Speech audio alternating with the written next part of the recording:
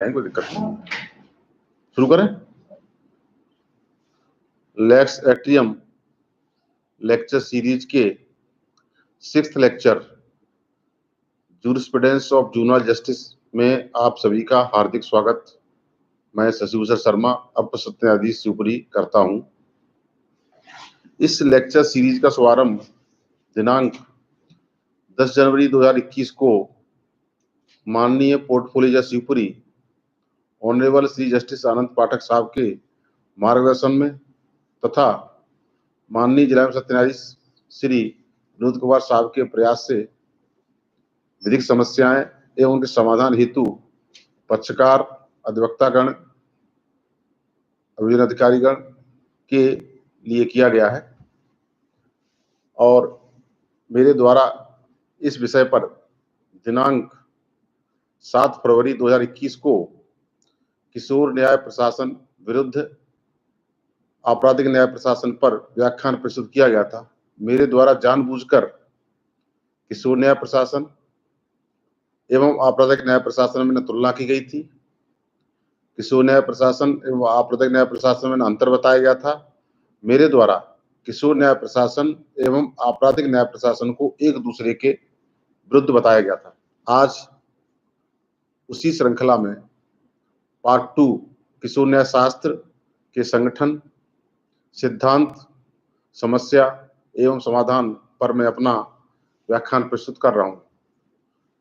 सबसे पहले मैं इसकी प्रस्तावना में यह बताना चाहता हूं कि विधि का उल्लंघन करने वाले किशोरों और देखरेख और संरक्षण के लिए जरूरतमंद बालकों से संबंधित विधि का उनके विकास की आवश्यकताओं को पूरा करते हुए उचित देखरेख, संरक्षण और उपचार का उपबंध करते हुए तथा उनसे संबंधित विषयों का न्याय निर्णय और व्ययन करने में बालकों के सर्वोत्तम हित में बालकों के प्रति महत्वपूर्ण दृष्टिकोण अपनाते हुए तथा उनके अंतिम पुनर्वास के लिए समेकन और उससे संबंधित या उसके आनुषंगिक विषयों को किशोर न्याय बालकों की देखरेख और संरक्षण अधिनियम 2015 तत्पश्चात हम अधिनियम से संबोधित करेंगे एवं केंद्र सरकार द्वारा बनाए गए किशोर न्याय बालकों की देखरेख और संरक्षण आदर्श नियम तत्पश्चात हम आदर्श नियम से संबोधित करेंगे में समाविष्ट किया गया है। इस अधिनियम में राज्य सरकार को भी नियम बनाने की शक्ति है, लेकिन अभी तक राज्य सरकार द्वारा नियम नहीं बनाए गए हैं। समस्या है कि जब राज्य सरकार द्वारा नियम नहीं बनाए गए हैं तब किस नियम के अधीन राज्य सरकार कार्य करेगी। तो इसका समाधान ये है कि राज्य सरकार जब तक नियम नहीं बनाती है तब तक केंद्र सरकार द्वारा बनाए गए आदर्श नियम 2016 के अधीन ही राज्य सरकार द्वारा कार्य किया जाएगा। राज्य सरकार द्वारा इस अधिनियम के क्रियान्वयन के लिए विशेष किशोर पुलिस इकाई, किशोर न्याय बोर्ड, बाल कल्याण समिति एवं जिला बाल संरक्षण इकाई के गठन की अधिसूचना जारी की जाती है। इसके अतिरिक्त जिले में मुख्य न्यायिक मजिस्ट्रेट द्वारा किशोर न्याय बोर्ड की बैठकों की आवृत्ति बढ़ाई जा सकती है तथा पुलिस अधीक्षक द्वारा बाल कल्याण पुलिस अधिकारी की अधिसूचना जारी की जाती है। इससे यह स्पष्ट है कि किशोर न्याय अधिनियम में नियम बनाने की शक्ति एवं अधिसूचना जारी करने की शक्ति केंद्र सरकार एवं राज्य सरकार को प्रदत्त की गई है। तो मुख्य न्यायिक मजिस्ट्रेट को किशोर न्याय बोर्ड के आवृत्ति बढ़ाने की, पुलिस अधीक्षक को बाल कल्याण पुलिस अधिकारी नियुक्त करने की भी शक्ति प्रायोजित की गई है। अब इसमें हमने प्रस्तावना में बालकों के प्रकार एवं प्रवर्ग पर भी थोड़ा सा प्रकाश डाला है। किशोर न्याय प्रशासन में 3 प्रकार के बालकों के संबंध में न्याय निर्णय किया जाता है। बालक अर्थात ऐसा व्यक्ति जिसने 18 वर्ष की आयु पूरी नहीं की है। तो इसमें हम जब भी बालक को संबोधित करेंगे तो उसका मतलब यही होगा कि उसने 18 वर्ष की आयु पूर्ण नहीं की है, अर्थात 18 वर्ष में एक दिन भी कम है तो बालक कहलाएगा। अब बालकों को मैंने 3 भागों में बांटा है। सबसे पहला पीड़ित बालक, अर्थात ऐसा बालक जिसके विरुद्ध अपराध किया गया है। सामान्यतः बालकों के विरुद्ध अधिकांशतः लैंगिक अपराध किया जाता है और इसका विचारण बालक न्यायालय द्वारा किया जाता है। इसके अतिरिक्त इस अधिनियम में भी अध्याय 9 में कुछ अपराध वर्णित किए गए हैं जो कि बालकों के विरुद्ध ही हो सकते हैं और वयस्क के विरुद्ध नहीं हो सकते हैं। दूसरा, विधि का उल्लंघन करने वाला बालक, अर्थात जिसने अपराध किए जाने की तारीख को 18 वर्ष की आयु पूर्ण नहीं की है। बालकों द्वारा सामान्यतः चोरी एवं लैंगिक अपराध करके विधि का उल्लंघन किया जाता है। तीसरा, जरूरतमंद बालक अर्थात देख-रेख और संरक्षण के लिए जरूरतमंद बालक, ऐसा बालक जिसे इस अधिनियम के अधीन जरूरतमंद बालक घोषित किया गया है, जिसके माता-पिता नहीं है या माता-पिता अयोग्य हैं या माता-पिता असमर्थ हैं या माता-पिता मिल नहीं रहे, इनको तो जरूरतमंद बालक माना ही जाता है। इसके अलावा भी बहुत सी कैटेगरीज हैं जो इस अधिनियम की धारा 2 क्लॉज 14 में बताई गई है। इस अधिनियम के सुचारू संचालन के लिए बालकों को 3 प्रवर्गों में विभाजित कर सकते हैं। सबसे पहला, 7 वर्ष से 12 वर्ष आयु तक के बालक। दूसरा, 12 वर्ष से 16 वर्ष तक आयु तक के बालक। तीसरा, 16 वर्ष से अधिक एवं 18 वर्ष से कम आयु के बालक। समस्या है कि न किशोर न्याय बोर्ड न एसजीपीयू इस तरह के प्रवर्ग नहीं बनाते हैं। अगर 3 प्रवर्ग बना लें, 7 वर्ष से 12 वर्ष की आयु के बालक, तो कम से कम पहले प्रवर्ग के बालकों के केस तो तुरंत समाप्त हो सकते हैं। उनके विरुद्ध कार्रवाई बहुत दिन तक लंबित भी नहीं रहना चाहिए। 12 वर्ष से 16 वर्ष तक के आयु के बालक हैं, तो इसमें थोड़ा उससे अधिक अलर्ट होने की आवश्यकता रहती है। और 16 वर्ष से अधिक एवं 18 वर्ष से कम आयु के बालक हैं, तो उसमें किशोर न्याय board, special juvenile police unit को ज़्यादा ध्यान देने की आवश्यकता रहती है। तो प्रस्तावना में हमें इतना ही कहना था। इसके बाद अब किशोर न्याय शास्त्र में संगठन कौन-कौन से काम करते हैं। भारतवर्ष में ऐसा कोई भी अधिनियम नहीं है जिसमें इतने संगठन और इतने नियम बनाए गए हों।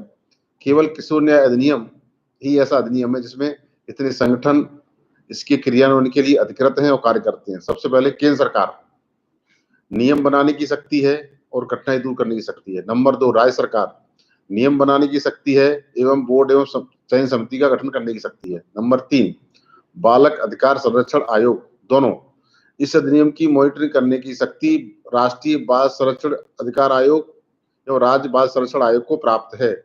दोनों आयोग को इसके मॉनिटरिंग की अधिकारता है। नंबर 4, राज्य बालक संरक्षण सोसाइटी गैर सरकारी एवं सरकारी अभिकरणों के साथ समन्वय और प्राधिकारियों की अधिसूचना के कार्यान्वयन को देखने के लिए राज्य बालक संरक्षण सोसाइटी कार्य करती है। जिले में जिला बाल संरक्षण इकाई इस अधिनियम में संस्थाओं की स्थापना और अधिनियम के क्रियान्वयन को सुनिश्चित करने के लिए जिला बाल संरक्षण इकाई जिले में कार्य करती है।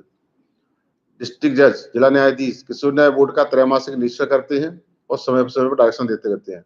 बालक न्यायालय चिल्ड्रन कोर्ट किशोर न्याय बोर्ड के द्वारा जघन्य अपराध के संबंध में 16 वर्ष से अधिक आयु के बालक के अंतरित मामले, पीड़ित बालक का अगर है उसके संबंध में 7 वर्ष से अधिक के कारावास दंडनीय मामले तथा लैंगिक अपराध संबंधित मामले का विचारण बालक न्यायालय द्वारा किया जाता है।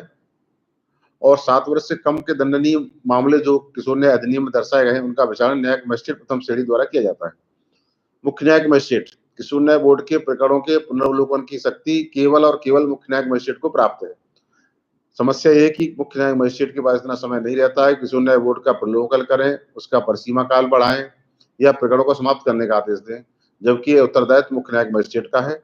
ये बहुत बड़ी समस्या है। समाधान यही कि मुख्य न्यायिक मजिस्ट्रेट को कम से कम 3 महीने में एक बार या 2 महीने में एक बार उसका पुनर्वलोकन केसों को करना चाहिए, सूची बुलाना चाहिए और उसको प्रकरणों की समय सीमा बढ़ाना चाहिए। किशोर न्याय बोर्ड इस एक्ट की किशोर न्याय अधिनियम के अधीन विधि के उल्लंघन में पकड़े गए बालकों के संबंध में जांच करने की और आदेश पढ़ने की शक्ति किशोर न्याय बोर्ड को है। बाल कल्याण समिति जरूरतमंद बालकों के संबंध में आदेश पारित करने की शक्ति है। विशेष किशोर पुलिस इकाई बालकों को पकड़ने और सुरक्षित रक्षा में रखने की शक्ति जिले पे इस विशेष किशोर पुलिस इकाई को होती है। लेकिन जहां पर विशेष किशोर पुलिस इकाई नहीं है, वहां पर प्रत्येक थाने में बाल कल्याण पुलिस अधिकारी की अधिसूचना पुलिस अधीक्षक द्वारा बालकों को पकड़ने एवं सुरक्षित रक्षा में रखने हेतु की जाती है। समस्या है कि बाल कल्याण पुलिस अधिकारी से इसके अतिरिक्त भी बहुत से काम लिए जाते हैं, तो नोटिफाइड होने के बावजूद ये पूरी तरह बालक के संरक्षण के लिए काम नहीं कर पाते हैं। दूसरा है कि बाल कल्याण पुलिस अधिकारी को सामाजिक जांच रिपोर्ट बनाने का अधिकार भी है। अभी भी बाल कल्याण पुलिस अधिकारी सामाजिक जांच रिपोर्ट बच्चे को पकड़ने के तुरंत बाद नहीं बनाते हैं, जबकि उनको बनाना चाहिए। यदि बाल कल्याण पुलिस अधिकारी सामाजिक जांच रिपोर्ट तैयार तुरंत कर लें, तो ये समस्या का समाधान हो जाएगा कि बोर्ड को बहुत लंबे समय तक सामयिक जांच रिपोर्ट का इंतजार नहीं करना पड़ेगा। इस अधिनियम का विस्तार और भी किया गया है कि नवीन संशोधन के अनुसार कलेक्टर एवं अपर कलेक्टर को भी बाल कल्याण समिति के लिए निश्चित करने के अधिकारी घोषित किया गया है। अभी अभी ये संशोधन अवेटेड है, प्रस्तावित है। इसके अलावा राज्य सरकार द्वारा भी 3 वर्ष की अवधि के लिए चयन समिति का गठन किया जाता है और सबसे महत्वपूर्ण चीज है कि माननीय उच्चतम न्यायालय एवं माननीय उच्च न्यायालय में भी जुवेनाइल जस्टिस कमेटी बनी हुई है। वो कमेटी इस अधिनियम के क्रियान्वयन के लिए के संबंध में मॉनिटरिंग करती है। तो पहला पॉइंट हमारा क्लियर हुआ। अब आगे हम पार्ट 3 में इसके संगठनों के संरचना, शक्तियां और समस्याओं पर विचार करेंगे। अब दूसरा पॉइंट है अधिनियम के प्रशासन में अनुसृत किए जाने वाले साधारण सिद्धांत। जो संगठन है वो किस सिद्धांत के अधीन कार्य करेंगे, इसके लिए भी इस अधिनियम में की धारा 3 में स्पष्ट व्यवस्था की गई है। जैसे पहला है निर्दोषता की उपधारणा का सिद्धांत। किसी भी बालक के बारे में 18 वर्ष की आयु तक यह अवधारणा की जाएगी कि वह किसी असद्भावपूर्ण या आपराधिक आशय का दोषी नहीं है, भले ही उसको आपराधिक आशय का दोषी पाया हो। अब प्रॉब्लम ये आती है कि जिन अपराधों में आपराधिक आशय की उपधारणा की गई है, जैसे कि लैंगिक अपराध है, लैंगिक अपराध में ये उपधारणा की जाती है कि सेक्शन 29 और 30 में कि यदि विक्टिम ने कहा है कि मेरे साथ ऐसा हुआ है, लैंगिक अपराध हुआ है, तो ये माना जाएगा कि उसने किया है। इसके बावजूद भी चूंकि लैंगिक अपराधों की जांच भी जे बोर्ड द्वारा अथवा बालक न्यायालय द्वारा की जाएगी, तो उसके लिए सिद्धांत यही लागू होगा कि निर्दोषता की उपधारणा ही की जानी चाहिए, उसे आपराधिक आशय का दोषी नहीं मानना चाहिए। दूसरा, गरिमा और योग्यता का सिद्धांत बहुत महत्वपूर्ण है। सभी मनुष्यों के साथ गरिमा और अधिकारों में समान बर्ताव किया जाना चाहिए, उसकी गरिमा के साथ कोई छेड़छाड़ नहीं होनी चाहिए। तीसरा है भाग लेने का सिद्धांत।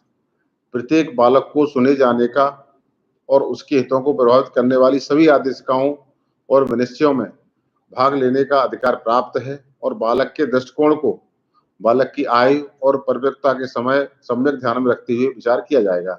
मतलब यह है कि बालक की आयु और परिपक्वता के आधार पर ही उसकी आगे कार्रवाइयों में भाग लेने की अनुमति दी जाएगी। यदि वो नहीं कुछ कार्रवाई समझ रहा है तो उसके माता पिता को बुलाया जाएगा, परिवार के सदस्यों को बुलाया जाएगा, उससे ग्रुप काउंसलिंग की जाएगी। नेक्स्ट, सबसे महत्वपूर्ण सिद्धांत इस अधिनियम, नियम और संगठन के लिए है सर्वोत्तम हित का सिद्धांत।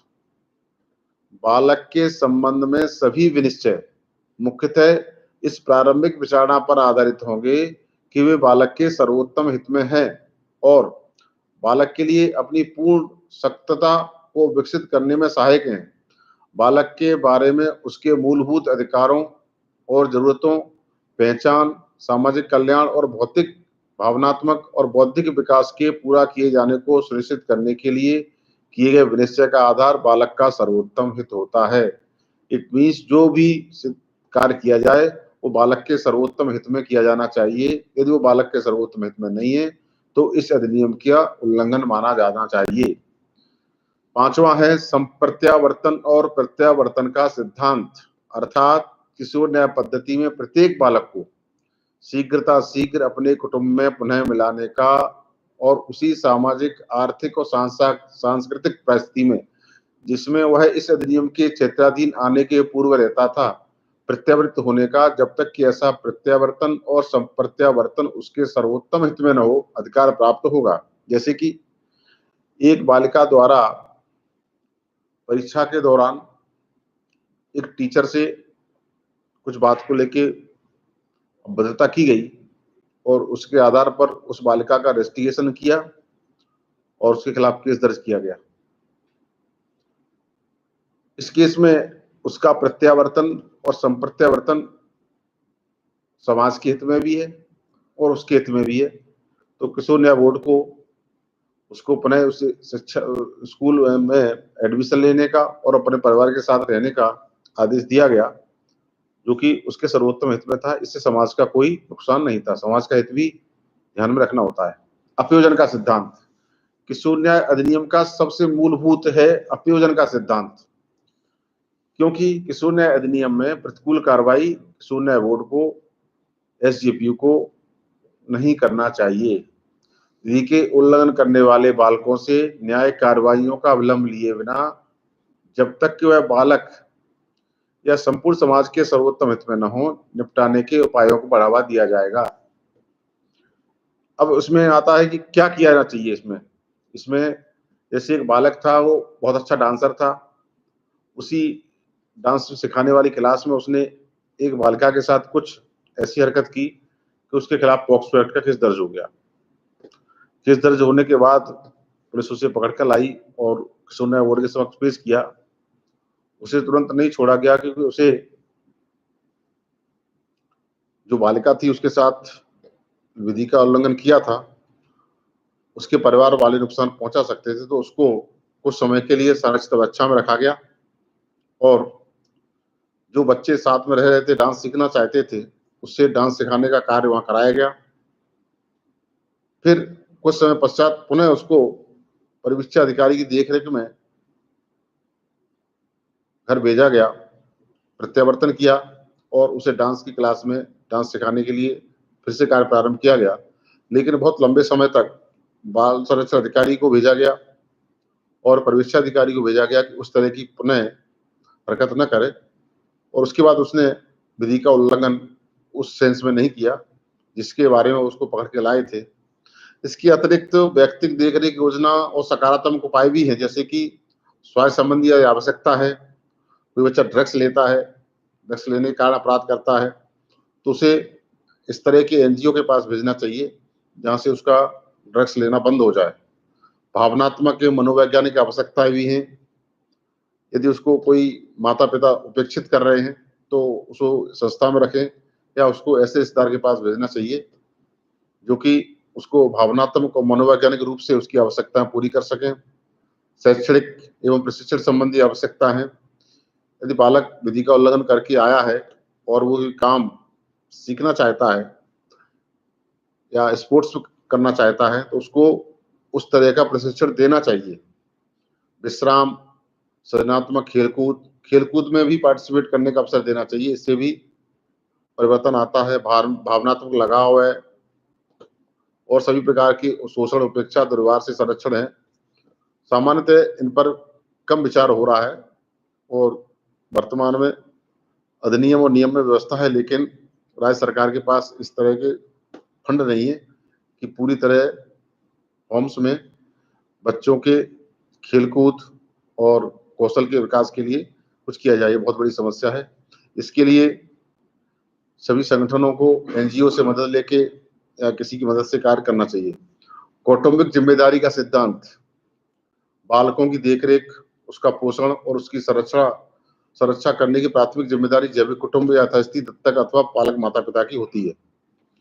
अर्थात बालक को सामान्यतः किसी भी संस्था में भेजने का प्रयास नहीं करना चाहिए। यही प्रयास होना चाहिए कि बालक अपने माता पिता या जहां भी वो रह रहा था वही उसी स्थिति में जाके रहे। सुरक्षा का सिद्धांत भी है। यह सुनिश्चित करने के लिए कि बालक सुरक्षित है और देखरेख तथा संरक्षण पद्धति के संपर्क में रहते हुए उसके पश्चात उसकी कोई अपहानि, उससे दुर्व्यवहार या बुरा बर्ताव नहीं किया जाता है, इस संबंध में उपाय किए जाने चाहिए। सकारात्मक उपाय सभी स्रोतों को इसके अंतर्गत वे भी है, कुटुंब है, समुदाय है, कल्याण की प्रोन्नति, पहचान के विकास को सुकर बनाने और बालकों की असुरक्षा को कम करने के लिए समावेशित और समर्थकारी वातावरण उपलब्ध कराने के लिए गतिमान किया जाना चाहिए। ये पॉइंट एक बहुत इंपॉर्टेंट है, गैर कलंकी शब्दार्थों का सिद्धांत। बालकों के संबंध में जो कार्रवाई की जाती है उसमें प्रतिकूल शब्दों का प्रयोग वर्जित है। किसी बालक से तात्पर्य आदेशिकाओं में प्रतिकूल शब्द जैसे कि अभियोगात्मक है, गिरफ्तारी, रिमांड, आरोपी, विचारण, आरोप पत्र, सम्मन, अभियोजन, वारंट, दोषसिद्धि, अंतर्वासी, अपचारी, उपेक्षित, अभिरक्षा, जेल, इन शब्दों का प्रयोग नहीं करना चाहिए। इसके स्थान पर समानार्थी शब्दों का प्रयोग करना चाहिए, जैसे जांच, विरोध पत्र, आदेश, है ना, विधि का उल्लंघन किया है, इस तरह के शब्दों का प्रयोग करना चाहिए। पुलिस के द्वारा और सभी स्टेक होल्डर्स के द्वारा गैर कलंकी शब्दों का प्रयोग किया जाता है। अधिकारों का अत्यजन न किए जाने का सिद्धांत, बालक के किसी अधिकार का किसी भी प्रकार का अत्यजन अनुज्ञेय या विद्यमान नहीं है, चाहे उसकी इप्सा बालक द्वारा की गई हो या बालक की ओर से कार्य करने वाले व्यक्ति या किसी बोर्ड या समिति द्वारा की गई हो, और किसी मूलभूत अधिकार का प्रयोग न किया जाना अत्यजन की कोटि में नहीं आएगा।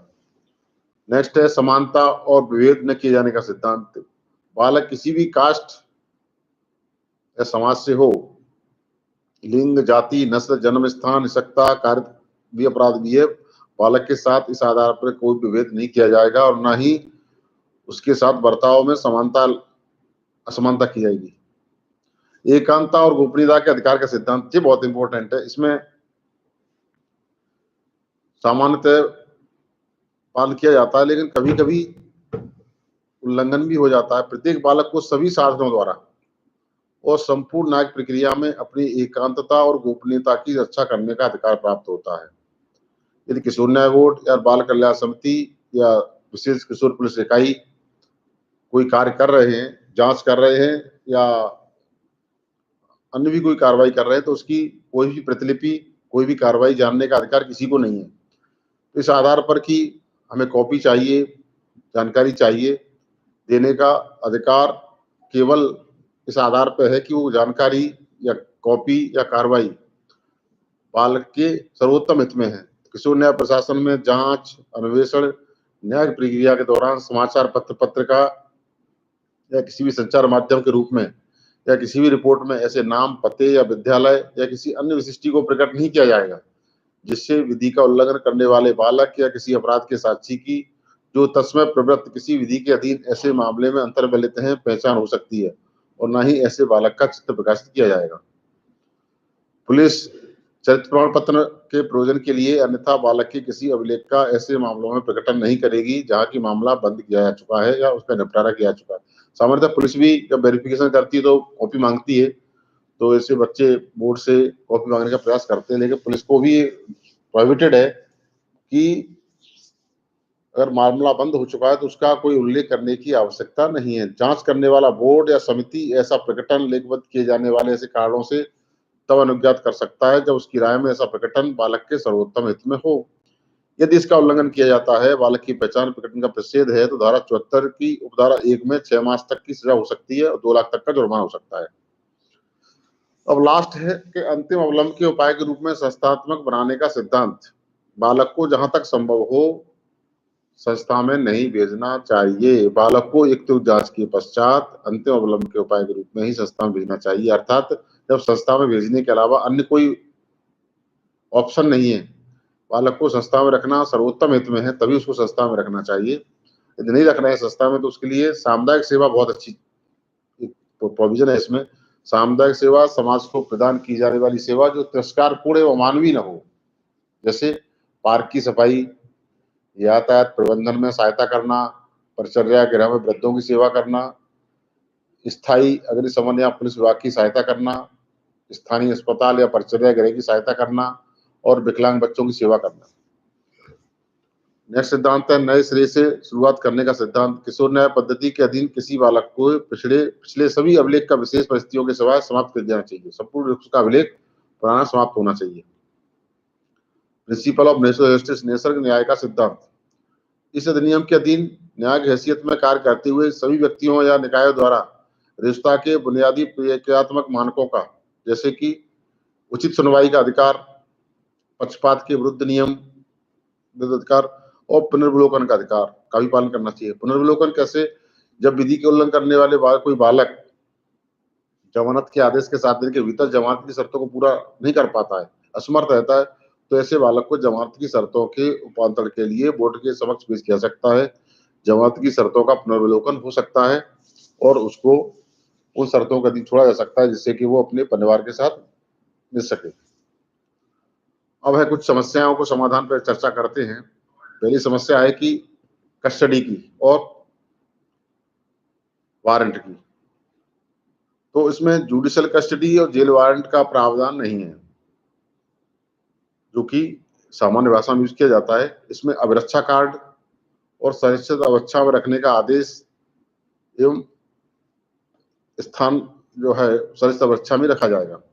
किशोर को केवल और केवल सुरक्षित अवस्था में रखा जाता है। किसी भी परिस्थिति में किशोर को पुलिस रक्षा अथवा न्यायिक अवस्था में नहीं रखा सकता है। किशोर न्याय बोर्ड को आवश्यकता अनुसार बालक को संप्रेषण गृह, सुरक्षित स्थान या उपयुक्त सुविधा या उपयुक्त व्यक्ति के पास भेजने का अधिकार होता है। अर्थात विधि के उल्लंघन करने वाले बालक के मामले में सुधारात्मक न्याय के रूप में जो उपाय किए जाते हैं वो संरक्षित अभिरक्षा कहलाती है। वर्तमान में उपयुक्त सुविधा, उपयुक्त व्यक्ति घोषित करने में सभी किशोर न्याय बोर्ड के द्वारा नहीं किया जा रहा है, लेकिन करना चाहिए। किशोर न्याय प्रशासन में संरक्षण अभिरक्षा कार्ड बनाया जाएगा, जेल वारंट नहीं बनाया जाएगा और बिना अभिरक्षा आदेश के भी उसको रखा जा सकता है। धारा 12 क्लॉज 2 में यदि किशोर न्याय बोर्ड नहीं है, किशोर न्याय बोर्ड कोई मेंबर भी नहीं है, तब भी सेक्शन 12 क्लॉज 2 की एप्लीकेशन देके ऑब्जर्वेशन होम में किशोर को रखा जा सकता है। इसका सिद्धांत सेक्शन 12 क्लॉज 2 में दिया हुआ है। अब सबसे ज्यादा जो किशोर के लिए पॉइंट है वो एक पहले पॉइंट से जुड़ा हुआ है, प्रतिभूति आवेदन और प्रतिभूति आदेश। जब किशोर को जुडिशियल कस्टडी में नहीं रखा जाता है, पुलिस कस्टडी में नहीं रखा जाता है, केवल और केवल प्रोटेक्टिव कस्टडी में रखा जाता है, तो उसके प्रतिभूति के सिद्धांत भी सीआरपीसी के सेक्शन 436 से 439 के सिद्धांतों से अलग हैं। किशोर न्याय प्रशासन में जमानती या अजमानती अपराध में कोई अंतर नहीं है। जब कोई विधि के उल्लंघन में दृश्यमान रूप से बालक होने पर पुलिस द्वारा गिरफ्तार या निरुद्ध किया जाता है या बोर्ड के समक्ष उपसंजात होता है या लाया जाता है, तो दंड विधि संहिता 1973 या किसी अन्य विधि में किसी बात की होते हुए ऐसे व्यक्ति को प्रतिभूति सहित या रहित जमानत पर छोड़ दिया जाएगा या उसे किसी परिवीक्षा अधिकारी के पर्यवेक्षणाधीन या किसी उपयुक्त व्यक्ति की देखरेख के अधीन रखा जाएगा। परंतु यदि वह विश्वास करने के उपयुक्त आधार है कि बालक को छोड़े जाने से उसका संसर्ग, बहुत इंपॉर्टेंट है, किसी ज्ञात अपराधी से होता है या नैतिक, शारीरिक या मनोवैज्ञानिक रूप से खतरे में पड़ जाएगा या छोड़े जाने से न्याय का उद्देश्य विफल हो जाएगा। केवल 3 शर्तें हैं। पहली, उसका संसर्ग किसी ज्ञात अपराधी से हो सकता है। दूसरी, नैतिक, शारीरिक या मनोवैज्ञानिक रूप से खतरे में पड़ सकता है या छोड़े जाने से न्याय का उद्देश्य विफल हो सकता है। तो भले ही जमानती हो या अजमानती हो, किशोर न्याय बोर्ड या अपील न्यायालय जमानत देने से इनकार कर सकता है। इस प्रकार से जमानती व अजमानती अपराधों में भी बालक को संरक्षित अवस्था में अभिरक्षा में रखा जा सकता है। जब विधि का उल्लंघन करने वाला कोई बालक यदि जमानत की शर्तों को पूरा नहीं करता है, तो वो पुनर्विलोकन का उसको अधिकार है। इसमें 437 से 447 के प्रावधान प्रायोज्य नहीं है। पुनर्वास और पुनर्स्थापना तथा नवजीवन प्रारंभ करना मैंने पहले ही बता दिया है कि किसी बालक की अगर 18 वर्ष की आयु पूरी हो चुकी है तथा 21 वर्ष का होने तक बालकों की शिक्षा की व्यवस्था एवं रोजगार युग कौशल सिखाकर पश्चातवर्ती देखरेख प्रदान की जाएगी। प्रत्येक बालक या कानून का उल्लंघन करने वाले किशोरों का यह अधिकार है कि उसका अपने परिवार के साथ पुनर्मिलन हो। पहला ऑब्जेक्ट है परिवार के साथ इंटीग्रेशन होना चाहिए, सोशल इंटीग्रेशन बहुत जरूरी है। उसे समाज, सामाजिक एवं सांस्कृतिक स्तर पुनः प्राप्त हो, जिसमें वह इस अधिनियम के कार्य क्षेत्र में आने या उपेक्षा, दुर्व्यवहार, शोषण के पूर्व रहा हो था, जिसका अपने परिवार से संपर्क न रह गया हो, अधिनियम के अधीन संरक्षण का पात्र होगा तथा उसे यथाशीघ्र उसके परिवार में वापस पहुंचाया जाए, किंतु यह तब तक नहीं किया जाएगा जब तक कि ऐसा बच्चे किशोर के सर्वोत्तम हित के विरुद्ध हो। विधि का उल्लंघन करने वाले किशोरों के पिछले अभिलेखों का समाप्त करना सुनिश्चित करें और नवजीवन करने के लिए बढ़ावा देना है। वर्तमान में संप्रेषण गृह या विशेष गृह में इस तरह की कोई व्यवस्था नहीं है, जबकि इस तरह की व्यवस्था को राज्य सरकार को बढ़ावा देना चाहिए, जिससे कि किशोर अपना नवजीवन प्रारंभ कर सके, उसका सामाजिक एवं सांस्कृतिक स्तर पर समाज में पुनर्मिलन हो। जैसे एक बच्चा जो ड्रग्स लेता था और ड्रग्स बेचता भी था, अब वो ड्रग्स लेता है और ड्रग्स बेचता है, तो उसका सामाजिक पुनर्मिलन बहुत आवश्यक है। तो उस बच्चे की सामाजिक जांच रिपोर्ट बनाकर जब पता लगाया गया तो उसके माता पिता नहीं थे, अपनी दादी के साथ रहता था और ड्रग्स लेता था और बेचता था। तो उसको डिस्ट्रिक्ट चाइल्ड प्रोटेक्शन यूनिट की हैसियत उसके मदद से एक एनजीओ लगाया पता, जो कि जिस एनजीओ के द्वारा एंटी ड्रग्स कोर्स कराया जाता था, तो उस बच्चे को वहां भेजा गया कुछ महीने के लिए। वहां उसने ड्रग्स लेना बंद किया और ड्रग्स बेचने की आदत भी खत्म करने के लिए उसको स्कूल में एडमिशन कराया, जिससे कि उसकी पढ़ाई की व्यवस्था भी 18 साल तक के लिए की गई। इस तरह का प्रावधान डीसीपीयू के पास है, डिस्ट्रिक्ट चाइल्ड प्रोटेक्शन यूनिट कर सकती है। एक बच्चा था, वो लिफाफा चोरी करता था। शादियों में जब जाता था तो अगर लिफाफे मिल गए तो उनकी चोरी कर लाता था। अच्छा सूट वूट पहन के कोट पैंट में आता था और कोई पहचान भी नहीं पाता था कि लिफाफा चोरी करने आया वो। लिफाफा चोरी करना और शादी में गिफ्ट में शामिल उसको उठा लेना। जब पकड़ा गया तो उसकी उम्र भी 12 वर्ष से कम थी और अपनी दादी के साथ आया हुआ था, क्योंकि इसमें बच्चे की आइडेंटिटी खोलते हैं। और कड़िया पचोर का रहने वाला था, राजगढ़ डिस्ट्रिक्ट का। जब उसके घर से प्रोबेशन ऑफिसर ने जाके पता किया तो उसके माता पिता जानबूझकर ये काम करवाते थे और उसके मामा ट्रेनिंग देते थे। अब इस बच्चे के लिए क्या उपाय होना चाहिए? इस बच्चे को जरूरतमंद बालक घोषित किया गया और उसके बाद उसे सीडब्ल्यूसी के सामने प्रस्तुत किया गया। सीडब्ल्यूसी ने उसके लिए एनजीओ की मदद से शिक्षा की व्यवस्था की। लंबे समय तक उसको बालक न्यायालय एवं उच्च न्यायालय से बेल नहीं मिली। करीब 6-7 महीने रहने के बाद जब बेल मिली तो पुनः अपने वापस चला गया वापस घर। उसके बाद दोबारा वो नहीं आया। तो इस तरह के उपाय करना चाहिए। आय के विषय में अवधारणा और आय का अवधारणा। सामान्यतः किशोर न्याय बोर्ड और सभी एसजेपीयू प्रारंभिक अवस्था पे ही अगर आय के बारे में अवधारणा कर लें तो बहुत सारी समस्याओं का समाधान हो सकता है। अगर बच्चा 7 से 12 वर्ष की उम्र की कैटेगरी में है तो मैं समझता हूँ कि अवधारणा में कोई दिक्कत नहीं है। 12 से 16 कैटेगरी में है उसमें थोड़े प्रॉब्लम हो सकती है, लेकिन 16 से 18 की कैटेगरी में है तो उसमें फिर अवधारण करना आवश्यक है। इसमें ये सिद्धांत है कि प्रतिभूति के समय, निराकरण के समय आय की अवधारणा करना पर्याप्त है। उस समय आय की नहीं है, जांच करने की आवश्यकता नहीं है। लेकिन अगर अवधारण करना है तो अवधारण 15 दिन के भीतर करना चाहिए। अवधारण करने की प्रक्रिया भी सेक्शन 94 में दर्शाई गई है। विद्यालय से प्राप्त जन्म तारीख प्रमाण पत्र है या परीक्षा बोर्ड से मैट्रिकुलेशन या समतुल्य प्रमाण पत्र या निगम या नगर पालिका प्राधिकारी या पंचायत द्वारा किया गया जन्म प्रमाण पत्र है और ये दोनों न हो तो आयु का अवधारण अस्थि जांच यानी कोई नवीनतम चिकित्सीय जांच से 15 दिन के भीतर करना चाहिए। लिमिटेशन 15 डेज है और प्रक्रिया सेक्शन 94 में बताई गई है। प्रारंभ सामान्यतः हम जांच उम्र की अवधारणा जमानत के समय करते हैं, लेकिन जमानत के समय प्रारंभिक आकलन करके ही जमानत दी जा सकती है। उसके बाद भी जांच की अवधारणा की जा सकती है। यदि अब एक समस्या और आती है कि बच्चे सामान्यतः एब्सेंट हो जाते हैं। यदि बच्चे एब्सेंट हो जाते हैं तो उसमें सेक्शन 82-83 सीआरपीसी कार्रवाई नहीं हो सकती है इस एक्ट में।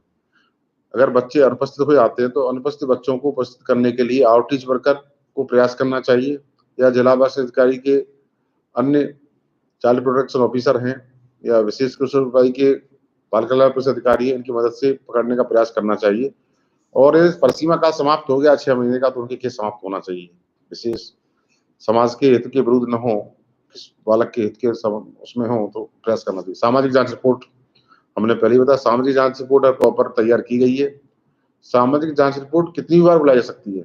यदि केस का डिस्पोजल कर रहे हैं और सामाजिक जांच रिपोर्ट नहीं है, परिस्थितियों परिवर्तन होने का महसूस हो रहा है तो सामाजिक जांच रिपोर्ट बुलाई जा सकती है और इसके लिए बाल कल्याण पुलिस अधिकारी को भी ट्रेन करना चाहिए, सामाजिक कार्यकर्ता को भी ट्रेन करना चाहिए। तो सामाजिक जांच रिपोर्ट प्रॉपर होने पर इस प्रकार का निराकरण हो सकता है।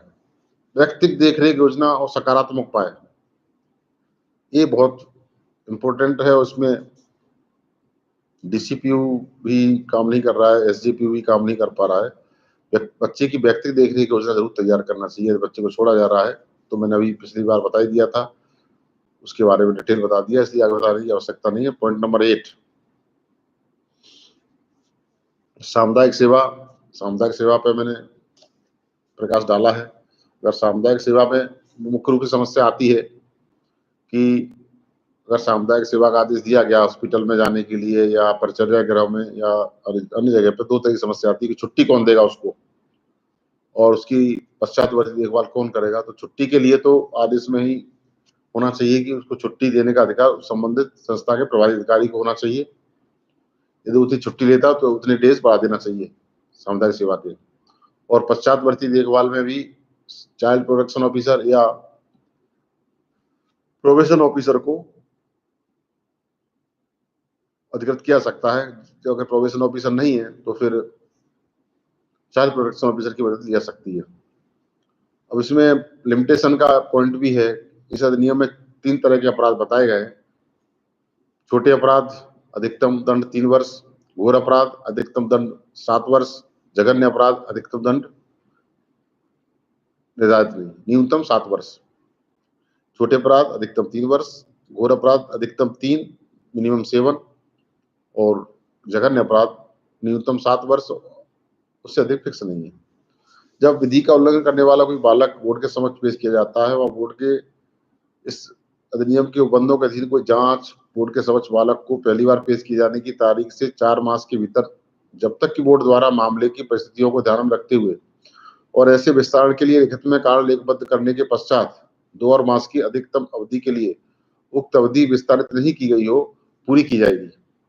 इस प्रकार किशोर न्याय प्रशासन में प्रकरणों का निराकरण अधिकतम 4 महीने में पूरा होना चाहिए। इसको अधिकतम 2 माह और बढ़ाकर 6 माह किया जा सकता है, अर्थात 6 माह की अवधि के पश्चात परिसीमा काल समाप्त होते ही छोटे अपराधों के लिए जांच विस्तारित अवधि नहीं की जा सकती है, तो प्रकरण समाप्त होने चाहिए। वर्तमान में प्रकरणों का निराकरण 4 मास के भीतर नहीं हो रहा है और मुख्य न्यायिक मजिस्ट्रेट द्वारा प्रकरणों का पुनर्विलोकन भी नहीं किया जा रहा है, अतः प्रकरणों के लंबित होने की संख्या बढ़ती जा रही है। बालकों के माता पिता, संरक्षक की हाजिरी और बालकों की यात्रा प्रतिपूर्ति दोनों को एक साथ लेते हैं। इसमें किशोर न्याय प्रशासन में जब बालक को बुलाया जाता है तो बालक के माता पिता को भी बुला सकता है और बालक को माता पिता को खर्चा भी दिला सकता है। इस तरह की खर्चे की व्यवस्था वर्तमान में नहीं है, जबकि डिस्ट्रिक्ट चाइल्ड प्रोटेक्शन यूनिट को बालक के माता पिता और बालक के खर्चे की प्रतिपूर्ति के लिए व्यवस्था करना चाहिए और राज्य सरकार द्वारा ऐसा कोई फंड अभी तक उपलब्ध नहीं कराया गया है, इसलिए इसमें प्रकरणों के निराकरण में विलंब कार्य होता है। बालक की पहचान प्रकट करने का प्रतिषेध मैंने अभी बता दिया था कि उनकी संपूर्ण कार्रवाई गोपनीय रखी जाएगी और उसका प्रकटन और प्रतिषेध निषेध है। बालकों के विरुद्ध अपराध, पहला तो वही बालक की पहचान प्रकटन का प्रतिषेध है। यदि कोई करता है तो इसमें 6 मास का कारावास और जुर्माना 2 लाख तक का हो सकता है, धारा 74 जेजे एक्ट में। बालकों के प्रति क्रूरता करने पर भी अगर कोई संस्था में रहती है उसके साथ क्रूरता की आती है तो इसके लिए भी उसको धारा 78 में, धारा 75 में दंडित किया जाएगा। और नेक्स्ट है भीख मांगने के लिए बालक का नियोजन करने पे भी दंड है। बालक, हाँ ये बहुत इंपॉर्टेंट है। नेक्स्ट, बालकों को मादक लेकर स्वापक औषधि या मने प्रयोग पदार्थ देने के लिए दंड। यदि कोई बालक को मादक लेकर या स्वापक औषधि या अन्य कोई सामान देता है तो ये 7 वर्ष तक का कारावास उसको हो सकता है और जुर्माना 1 लाख रुपए तक का हो सकता है। इस तरह की आपूर्ति बच्चे के द्वारा नहीं करना चाहिए। और जबकि सामान्यतः अभी धारा 70 में एक भी केस दर्ज नहीं हो रहा है। धारा 70 में डीसीपीयू को और पुलिस को कार्रवाई करना चाहिए। इसी प्रकार से किसी बालक का किसी मादक लेकर स्वापक औषधि या बने पदार्थ के विक्रय, फुटकर क्रय विक्रय उसके साथ रखने, उसकी आपूर्ति करने या तस्करी करने के लिए उपयोग किया जाता है तो ये भी 7 वर्ष तक का कारावास है, धारा 78 में। इसमें भी कोई केस दर्ज नहीं हो रहा है, जबकि पुलिस के द्वारा, एसडीपी के द्वारा, डीसीपी के द्वारा, सीडब्ल्यूसी के द्वारा लिकर की दुकानों पर या पानी की गुटखे की दुकान पर जाकर चेक करना चाहिए। बच्चे गुटखा खाते रहते हैं, शराब लेके दूसरों को बेचते रहते हैं। किशोर बालक कर्मचारी का शोषण किए जाने की दशा में भी दंड होगा। नेक्स्ट है अंतिम रिपोर्ट की समय सीमा, जो बहुत इंपॉर्टेंट है। छोटे छोटे अपराध है उनमें पुलिस को अंतिम रिपोर्ट अधिकतम 2 महीने पेश करना चाहिए अंग से, जो कि लंबे समय तक पेंडिंग पड़ी रहती है। इसमें भी एसजीपीयू को ध्यान देना चाहिए और उसके जिला बाल प्रोटेक्शन अधिकारी होते हैं, डिस्ट्रिक्ट चाइल्ड प्रोटेक्शन, डिस्ट्रिक्ट जिला पुलिस बाल संरक्षण अधिकारी को ध्यान देना चाहिए। प्रतिकूल कार्रवाई, अब किशोर के संबंध में जांच चलती है तो अधिवक्तागण और दूसरे लोग बहुत प्रतिपेक्षण करते हैं किशोर के, जबकि इस तरह के प्रकरणों में जांच करने का अधिकार केवल किशोर न्याय बोर्ड को धारा 165 चार्ज अधिनियम के अधीन पर शक्तियों का प्रयोग करते हुए जांच करना चाहिए। ज्यादा प्रतिपेक्षण की प्रतिकूल कार्रवाई की अनुमति नहीं देना चाहिए, क्योंकि इसका उद्देश्य केवल किशोर के रिहेबिलिटेशन के लिए। इसलिए प्रतिकूल कार्रवाई से किशोर न्याय बोर्ड को बचना चाहिए और किशोर के परिवार के सदस्यों को भी अधिवक्ताओं को इंगेज करने से बचना चाहिए, क्योंकि परीक्षा अधिकारी या न्याय बोर्ड द्वारा किशोर के सर्वोत्तम हित में सारी कार्रवाई की जाती है। बालक के बारे में आदेश, किशोर न्याय प्रशासन में 3 तरह का आदेश किशोर न्याय बोर्ड पारित कर सकता है। पहला तो ये कि उसने विधि का उल्लंघन नहीं किया है। दूसरा, विधि का उल्लंघन किया है लेकिन उसे देखरेख और सुरक्षा की आवश्यकता जरूरतमंद बालक है, तो उसे किशोर न्याय बोर्ड सीडब्ल्यू के सामने भेजेगा। तीसरा, किशोर न्याय बोर्ड को जो धारा 18 में जितने 8 मोड बताए गए हैं, उनमें आदेश पारित कर सकता है। इसके अतिरिक्त विद्यालय में हाजिर होने का आदेश दे सकता है, व्यवसायिक प्रशिक्षण केंद्र में भी हाजिर होने का आदेश दे सकता है, चिकित्सा केंद्र में हाजिर होने का आदेश दे सकता है, विनिर्दिष्ट स्थान पर बारंबार जाने से प्रसिद्ध करने का आदेश दे सकता है, व्यसन मुक्ति कार्यक्रम में भाग लेने का आदेश दे सकता है। अब मैं अंत में कंक्लूड करना चाहता हूँ कि किशोर न्याय प्रशासन पूरी तरह किशोर एवं समाज के सर्वोत्तम हित में कार्य करता है। तो किशोर न्याय प्रशासन में मूलभूत सिद्धांतों में से गोपनीयता का सिद्धांत, का सिद्धांत बहुत उपयोगी है और किशोर की जांच के समय संपूर्ण प्रक्रिया के दौरान किशोर की एकांतता एवं गोपनीयता का उल्लंघन नहीं होना चाहिए और यदि उल्लंघन किया जाता है तो इस अधिनियम की धारा 74 के अधीन कार्रवाई की जानी चाहिए। जांच के दौरान प्रतिकूल शब्दों का प्रयोग नहीं होना चाहिए, प्रकरणों का अवलंब निराकरण होना चाहिए। अब इस संबंध में अगर कोई समस्या है तो हम उसका उत्तर देंगे। ठीक है, बंद कर दो। आप सभी को मेरा नमस्कार।